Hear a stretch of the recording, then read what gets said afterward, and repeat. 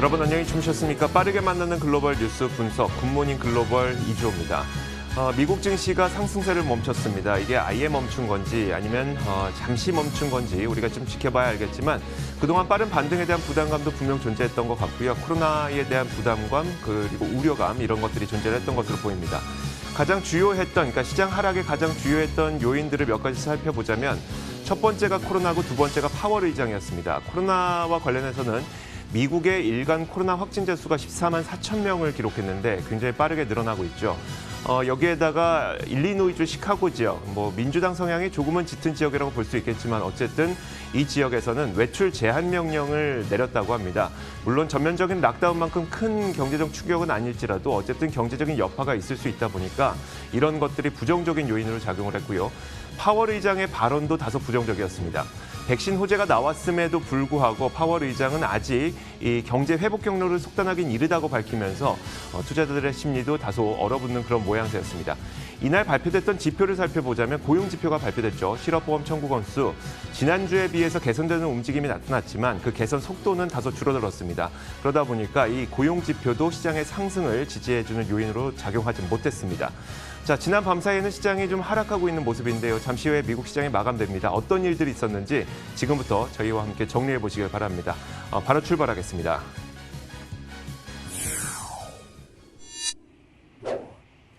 네, 지난밤 사이 뉴욕 증시에서 무슨 일이 있었는지 살펴보겠습니다. LS 클로징 벨 나옵니다. 현재 장 마감까지 약 3분가량 남았습니다. 먼저 이 시각 현재 주요 지수의 움직임부터 살펴보겠습니다.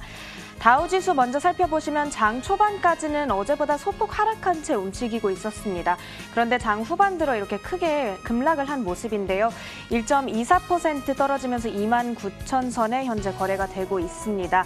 나스닥 지수 역시 오늘은 0.73%, 71% 현재 떨어지고 있습니다. 11,700선에 거래가 되고 있고요. S&P 500 지수 역시 오늘은 38포인트가량 떨어지면서 3,530선에 거래가 되고 있습니다. 이번 주 초 2거래일간 나타났던 백신 랠리를 멈추고 이렇게 3대 지수 모두 하락 마감할 것으로 보이는데요. 그렇다면 오늘 시장이 주목한 이슈 어떤 것이 있었는지 살펴보겠습니다. 오늘 장 초반까지만 해도 어제보다 소폭 하락한 채 움직이던 다우지수였죠. 장 후반 들어 연준 의장의 발언이 전해지자 급락한 모습입니다. 제롬 파월 의장은 백신 호재가 전해졌지만 그럼에도 불구하고 미국의 경제 전망이 불확실하다 이렇게 언급을 했습니다. 지금 우리의 관점에서 앞으로의 경제 전망이 좋다고 보기에는 너무 이르다. 바이러스가 이 속도로 확산한다면 the next few months could be challenging. 향후 몇 달 동안은 쉽지 않을 것이다. 이렇게 언급을 했습니다. 그런 한편 모더나가 어제 백신 3상 시험에 대한 희소식을 밝혔죠. 임상시험 결과를 이달 말에 발표한다는 건데요. 월요일 화이자와 바이오엔텍에 이어 또 다른 백신 관련 호재였습니다. 그렇지만 동시에 이 백신 기대감이 벌써 한풀 꺾인 게 아니냐 이런 얘기도 나오고 있습니다. 아무래도 백신의 효능이 입증이 된다고 해도 최종적으로 승인이 되고 또 배포가 되기까지는 오랜 시간이 걸리기 때문인데요. 여기다가 화이자의 CEO가 임상 결과 발표 당일 주식을 대량으로 매각했다는 소식까지 전해지며 의구심이 더욱더 커지고 있습니다. 게다가 백신 관련 좋은 소식이 연일 이렇게 들려오고 있기는 하지만 사실 지금 당장의 미국 내 코로나19 상황이 매우 좋지 않다는 점이 계속해서 걸림돌이죠. 미국의 코로나19 확진자 수가 누적 1,000만 명 이상을 기록했고 사망자 수도 세계에서 가장 높은 수준입니다. 수요일 기준 신규 확진자 수는 14만 명에 달했는데요. 때문에 이제 뉴욕시와 샌프란시스코를 비롯한 몇몇 지역에서는 봉쇄 조치를 취하고 있습니다. 네, 이렇게 백신에 대한 기대가 한풀 꺾이다 보니 이번 주 초까지는 기술주에서 가치주로 전환이 이뤄지다가 오늘은 주요 지수가 다시 하락하는 모습입니다. 이렇게 뉴욕 증시 마감 직전 상황 살펴봤고요. 잠시 후 마감 뒤 다시 돌아오겠습니다.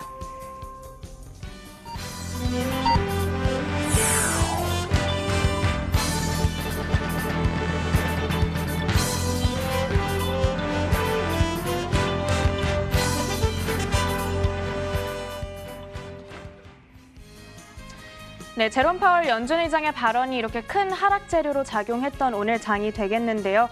그런 가운데 오늘은 미국의 실업 지표가 발표되기도 했습니다. 노동부는 지난주 실업보험 청구자 수가 전주보다 4만 8천 명 줄어든 70만 9천 명을 기록했다고 밝혔는데요. 지난 3월 팬데믹 이후 가장 적은 수준이었고 또 월스트리트저널의 예상치인 74만 명보다도 적은 수준이었습니다. 이렇게 다행히 고용시장은 잘 회복세를 이어가고 있는 건데요. 반면 오늘 물가 지표도 발표가 됐습니다. 예상보다 부진했습니다. 노동부는 10월의 소비자 물가 지수가 전월 대비 변화가 없었다고 발표를 했는데요. 지난 5월 0.1% 하락한 이후 가장 낮은 수준이 되겠고요. 시장 전망치인 0.1%에도 못 미치는 수준이었습니다. 게다가 변동성이 큰 음식과 에너지를 제외한 근원 CP도 전월 대비 변화가 없는 모습으로 예상치를 하회했습니다. 오늘 발표된 지표들도 이렇게 혼조 흐름을 나타내면서 시장의 어떤 상승 흐름을 제공하기에는 부족한 모습이었습니다. 이렇게 주요 소식을 살펴봤습니다. 그렇다면 다시 한번 뉴욕 증시 마감 상황을 살펴보도록 하겠습니다. 먼저 다우지수는 1%가량 하락한 채 마감할 것으로 보입니다. 29,078에 거래를 마칠 것으로 보여지고요. 나스닥 지수 역시 0.65% 떨어지며 11,700선에 거래를 마칠 것으로 보입니다. S&P 500 지수는 35포인트가량 빠졌죠. 3,537에 거래를 마칠 예정입니다. 네, 이렇게 뉴욕 증시 마감 상황 살펴봤습니다. 지금까지 LS Closing Bell Now였습니다.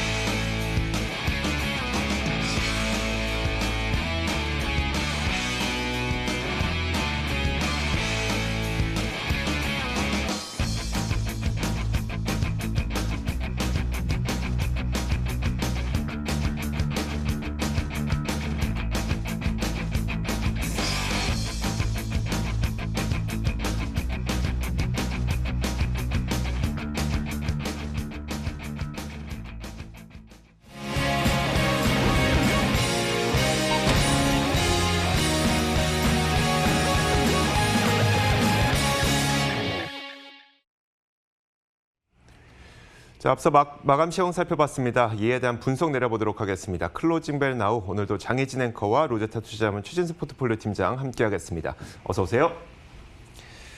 먼저 팀장님, 빠르게 반등해 오던 이번 주 미국 증시가 하루 쉬어가는 모습인데요. 어떻게 봐야 될까요? 네, 저희가 최근에 대선 이후에 안도 랠리도 좀 있었고요. 그리고 백신 호재발 이 랠리를 또 뒤로 하고 굉장히 좀 오랜만에 업종을 불문하고 모멘텀이 다소 좀 약화됐던 하루지 않았나라는 생각이 들었습니다. 그 근간은 역시 전일에도 나란히 역대 최대 수준을 기록한 미국에서의 코로나19 신규 확진자 수, 그리고 입원자 수가 결국은 시장이 현실을 더욱더 좀 직시하게 만들었다라고 해석이 되고요. 여기에 또 뉴욕 같은 경우에 10시 이후에 바라든지 레스토랑, 그리고 헬스장에서 출입 금지령을 또 내렸죠. 이런 부분들이 결국은 여전한 추가 부양 협상과 관련한 또 난항과 더불어져서 악재로 시장에 작용을 한 것 같습니다. 경제 정상화 관련주의 부진이 이틀째 좀 계속되는 그런 모양새였죠. 하지만은 전일만큼 집콕주라든지 아니면은 대형 기술주들이 선전을 하지도 또 못했기 때문에 시장 전반이 또 오랜만에 좀 부진을 겪은 것 같습니다.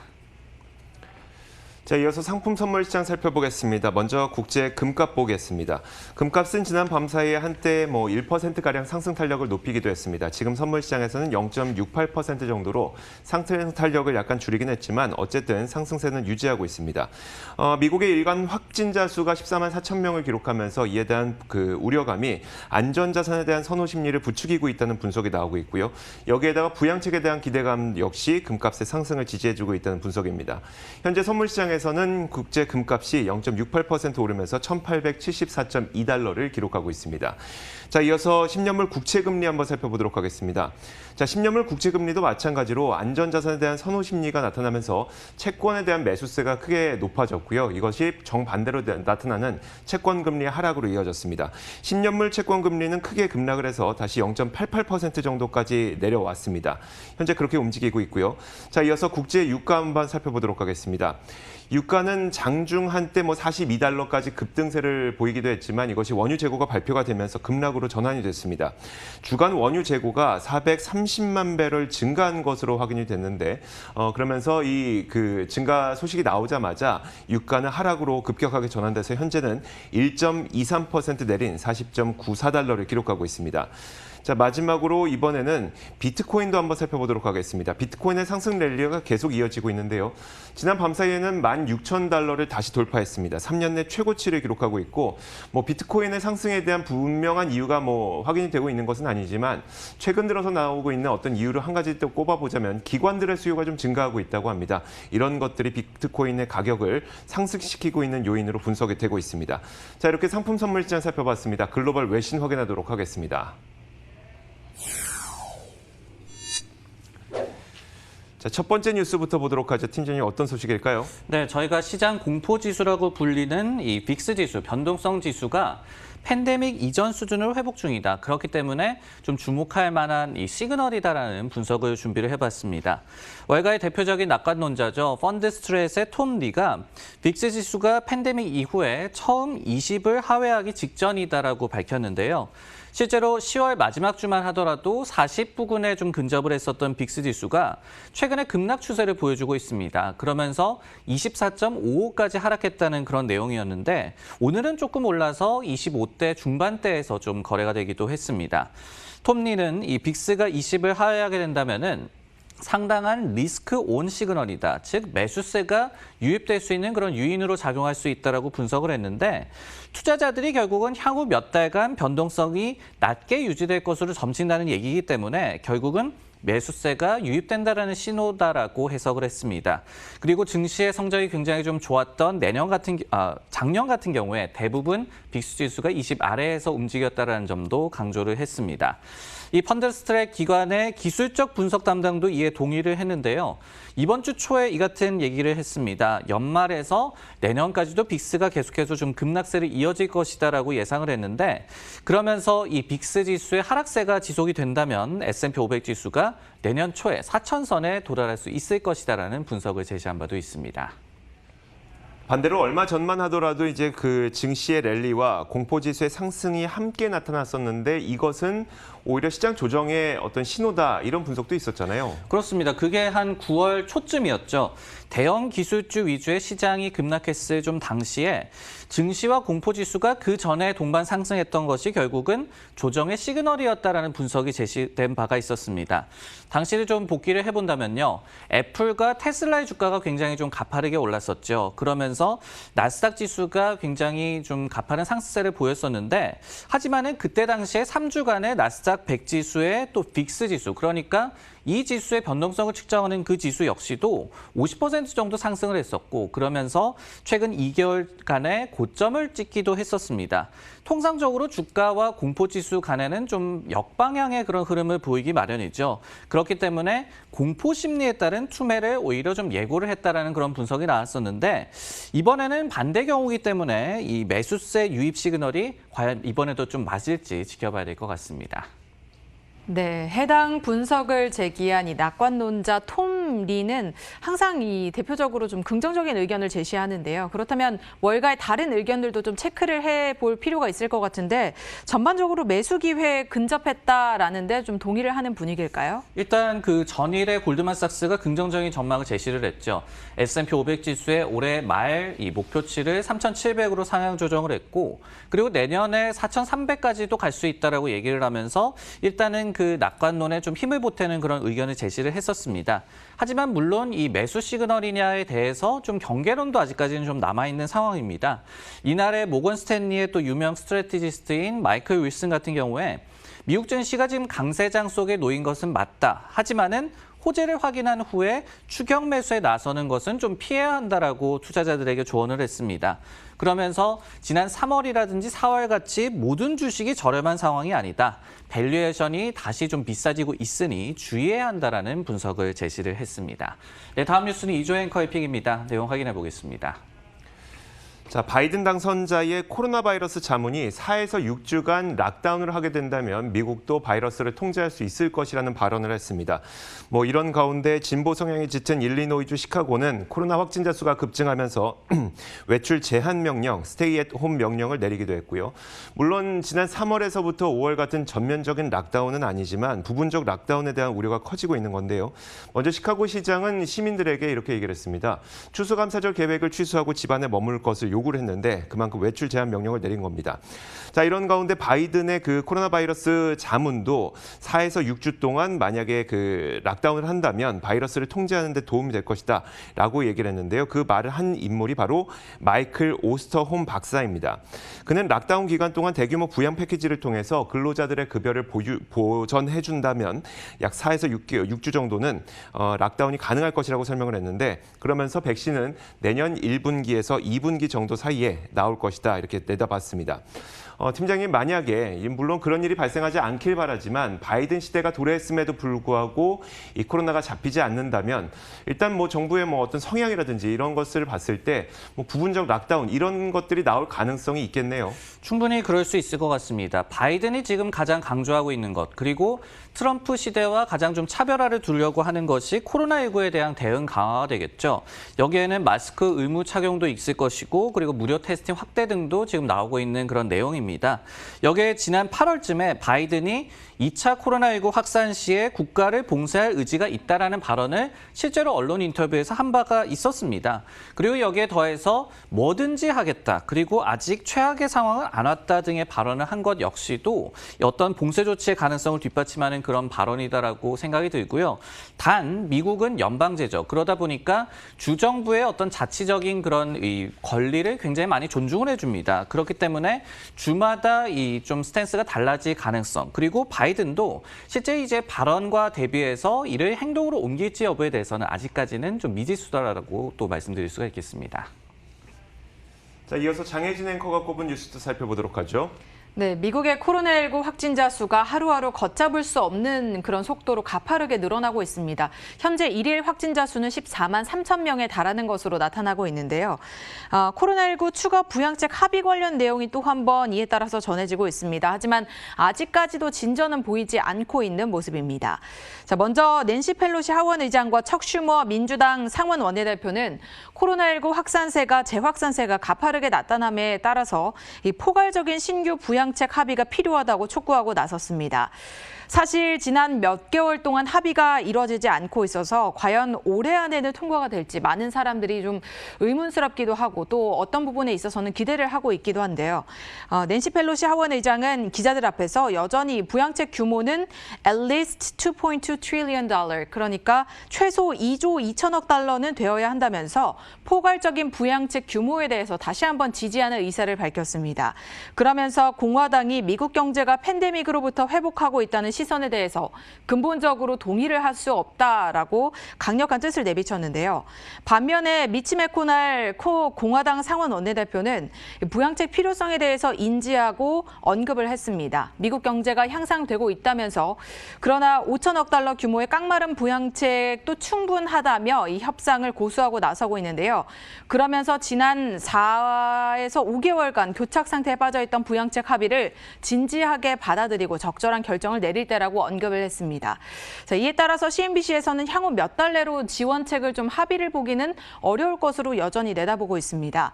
입법자들은 내년 1월 20일이죠. 이 새로운 대통령 취임식 이전에 팬데믹 부양책 법안 통과를 위해서 몇 가지 난관을 통과해야 된다면서 하지만 이런 과정 속에서 트럼프 대통령은 현재 대선 결과에 싸우는 것 외에는 의지를 내보이지 않고 있기 때문에 대선 이후에는 통과될 것으로 예상했더니 부양책마저도 좀 힘들 것으로 예상된다라는 내용을 전했습니다.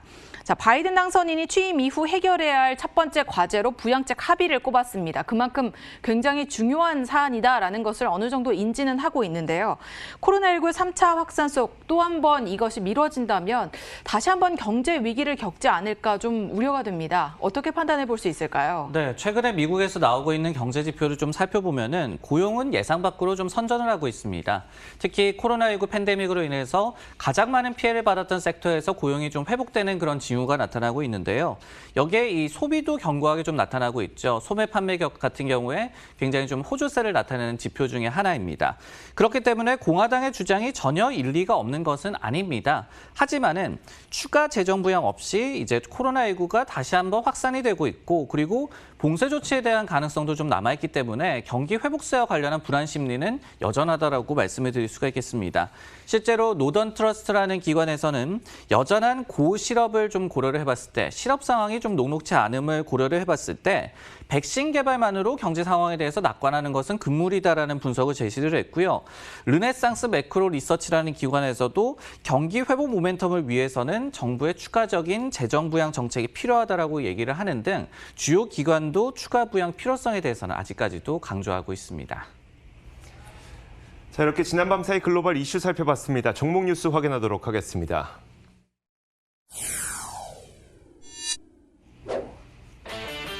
오늘의 종목 뉴스입니다.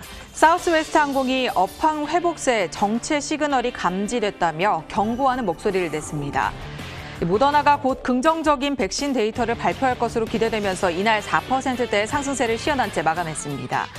마지막으로 중국의 전기차 업체 샤오펑이 3분기 매출 4배가 폭증했다면서 전기차 업체들의 상승세를 이끌었습니다.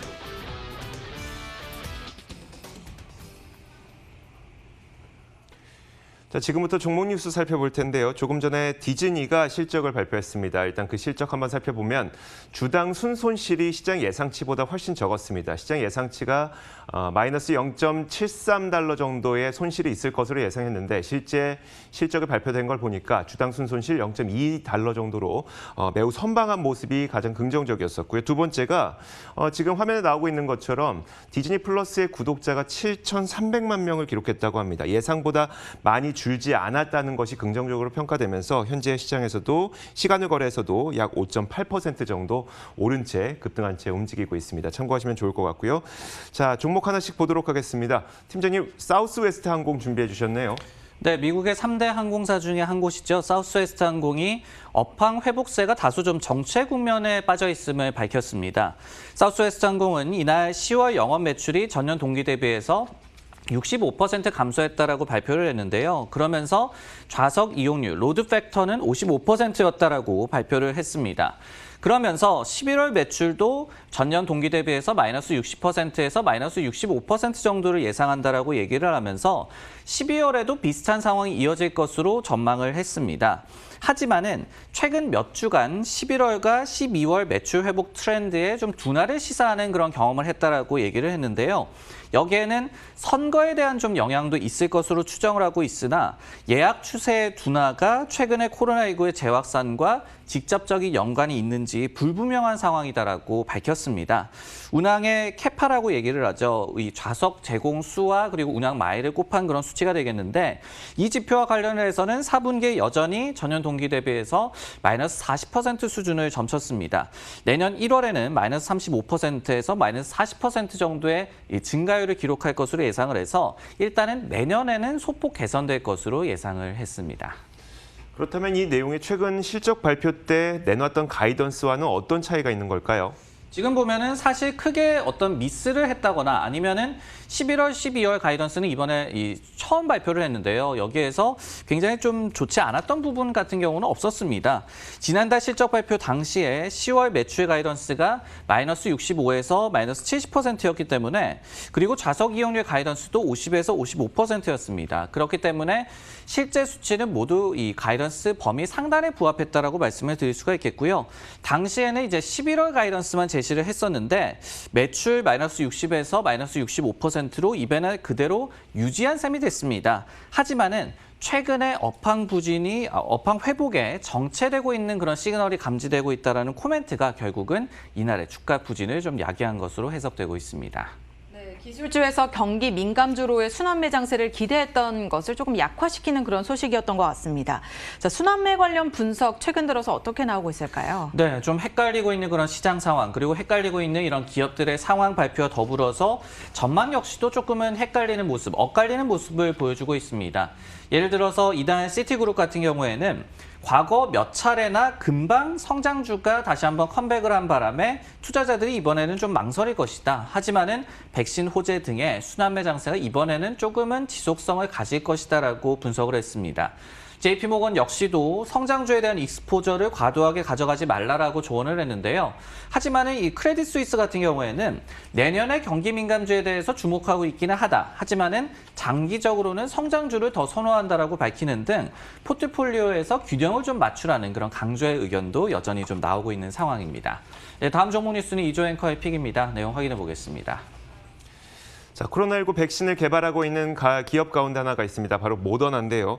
이 조만간 며칠 내에 코로나 백신 3상 결과를 발표할 예정입니다. 효과가 있다는 것을 기대하고 있는 투자자들의 심리가 모아지면서 모더나의 주가도 지난 밤 사이에 크게 올랐습니다. 모더나는 일단 그 전날 3만 명 이상의 충분한 데이터를 확보했고 이를 기반으로 정밀한 분석에 들어갔다고 밝혔는데요. 투자자들은 이제 모더나 백신이 상당히 효과적일 것으로 기대를 하고 있고 특히 화이자가 며칠 전에 90%에서 효과가 있었다고 밝힌 이후에 그 기대감은 더 커졌습니다. FDA는 만약에 백신이 안전하고 만약 적어도 50% 이상의 효과만 있으면 승인을 할 것이라고 밝힌 바가 있기 때문에 만약 모더나의 그 임상 결과가 화이자에 준하는 정도만 나와도 모더나에게는 매우 긍정적일 것이라는 분석이 나오고 있습니다. 바이오 기업의 전문으로 투자하는 론카 인베스트먼트의 브래드 론카는 모더나 백신 효과가 화이자보다 조금 못 미치더라도 모더나의 주가는 하락하지 않을 것이다. 이런 분석을 내놓기도 했는데요. 왜냐하면 이미 백신 공급망은 다 확보해 놨기 때문이라고 설명을 했습니다. 자, 이 시점에서 팀장님 모더나에 대한 투자 의견 좀 궁금해지네요. 일단 최소한 백신 임상과 관련해서는 이 낙관적인 전망이 더욱더 좀 많은 것 같습니다. 예를 들어서 SVB 리링크라는 IB에서는 화이자 정도의 효능을 달성하지 못할 수는 있지만은 가능성은 남아있다. 그리고 화이자의 백신 개발 역시도 비슷한 류의 지금 백신을 개발하고 있는 모더나에는 호재로 작용할 수 있다는 분석을 제시한 바가 있었습니다. 그리고 니드엄이라는 IB에서도 12월 긴급 사용 승인 신청 등을 포함한 백신 개발 일정을 모더나가 그대로 좀 유지할 것으로 예상을 하면서 일단은 화이자와 더불어서 모더나의 백신에 대해서도 시장에서는 좀 기대감을 고조시키고 있는 상황입니다. 자, 이어서 장혜진 앵커가 꼽은 종목도 살펴보도록 하죠. 어떤 기업일까요? 네, 중국의 전기차 스타트업이죠. 샤오펑이 3분기 실적을 발표했습니다. 판매가 266%나 급증하면서 이 매출이 4배 이상 증가했다고 밝혀서 이날 주가는 폭등하는 흐름을 보였는데요. 샤오펑의 주가 흐름 함께 보시면 마감 기준으로 33% 넘게 상승한 채 마감을 했고요.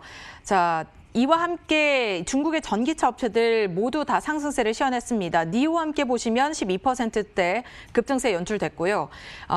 리오토마저도 함께 올랐습니다. 27%대 상승세 시현한 채 마감을 했습니다. 자, 다만 이 샤오펑 같은 경우에는 순손실이 20억 3천만 위안으로 지난해 같은 기간보다 2배 넘게 늘었다라는 점도 함께 참고를 하셔야 될 것 같습니다. 회사 측은 4분기 가이던스 차량 인도를 만대로 보면서 지난해보다 200%가 넘는 규모로 늘려 잡았는데요. 앞으로 더욱더 사업이 성장해 나갈 것으로 기대를 하고 있다라고 해석을 해볼 수 있겠죠. 사실 최근 한 달만 보더라도 중국 전기차 업체들의 인기는 뜨겁게 달아오르고 있습니다. 주가 역시 함께 폭등하고 있는데요. 니오는 2배가량 올랐고요. 샤오펑이 77%, 리오토가 34% 정도 오른 모습입니다. 자, 거래량도 상당히 많이 늘었는데요. 월가 애널리스트는 이 샤오펑의 주력 모델인 P7이 주행 범위와 성능 대비 이 비용 면에서 테슬라의 모델 3보다 앞선다라는 평가도 내놓고 있어서 전기차 업체들 간의 경쟁은 앞으로 더 치열해질 것으로 예상되고 있습니다. 자, 그렇다면 중국의 전기차 업체들이 이렇게 성장할 수 있었던 그 배경은 어떤 점들이 있었을까요?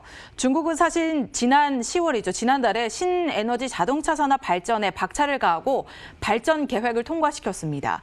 이에 따라서 2025년까지 자동차 판매의 25% 정도를 신에너지차로 비중을 확대시키고 배터리 충전 등 관련 인프라를 늘리고 또 핵심 기술 연구 개발에 대한 지원도 확대를 하겠다라는 방침을 공개를 했는데요. 사실 중국 신에너지차 시장은 지난 2009년부터 10년간 빠르게 성장해 왔습니다. 그래프를 통해서도 확인해 보실 수 있겠지만 2009년에는 500대에 불과했던 이런 전기차가 연간 판매량이 10년 후인 2019년에 120만 대를 넘어섰으니 굉장한 성장세를 보인 것이죠. 전 세계 신에너지차 절반이 중국에서 팔렸다 해도 과언이 아닐 텐데요. 물론 올해 상반기 중국 신에너지 시장은 코로나19 영향으로 좀 지지부진했지만 3분기부터는 회복세를 보이고 있습니다. 자, 전기차 시장 그동안은 테슬라가 독주를 했다면 이제는 여러 완성체 업체들이 뛰어들고도 있고 중국 전기차 업체들도 굉장한 그런 실적들을 발표하면서 앞으로가 더 기대되는 그런 내용들을 발표하고 있습니다. 과연 월가에서는 이런 중국 전기차 기업들에 대한 평가 어떻게 내놓고 있을까요? 네, 니오 같은 경우에는 이미 시가총액이 600억 달러에 근접하고 있습니다. 그러면서 GM의 시총을 뛰어넘어서 글로벌 자동차 업체 가운데 시총 7위를 기록할 만큼 위상이 굉장히 달라졌습니다. 배런지에 따르면 샤오펑에 대해서 IB들이 제시하고 있는 매수 의견 비율이 85%고요. 리오토도 78%, 니오가 60%로 조금 낮다고 볼 수도 있겠지만은 니오는 또 주가가 그만큼 많이 올랐다는 점을 또 반영하고 있다라고도 보여집니다. 참고로 시티그룹 같은 경우에는 니오와 샤오펑이 미국에 상장된 중국의 전기차 관련주 중에 승자가 될 가능성이 가장 높다라는 분석을 제시한 바도 있었습니다. 자, 이렇게 지난밤 사이 나왔던 여러 가지 글로벌 이슈와 더불어서 종목 뉴스까지 살펴봤습니다. 오늘도 장혜진 앵커, 롯데스타 투자자문 최진석 포트폴리오 팀장 함께했습니다. 고맙습니다.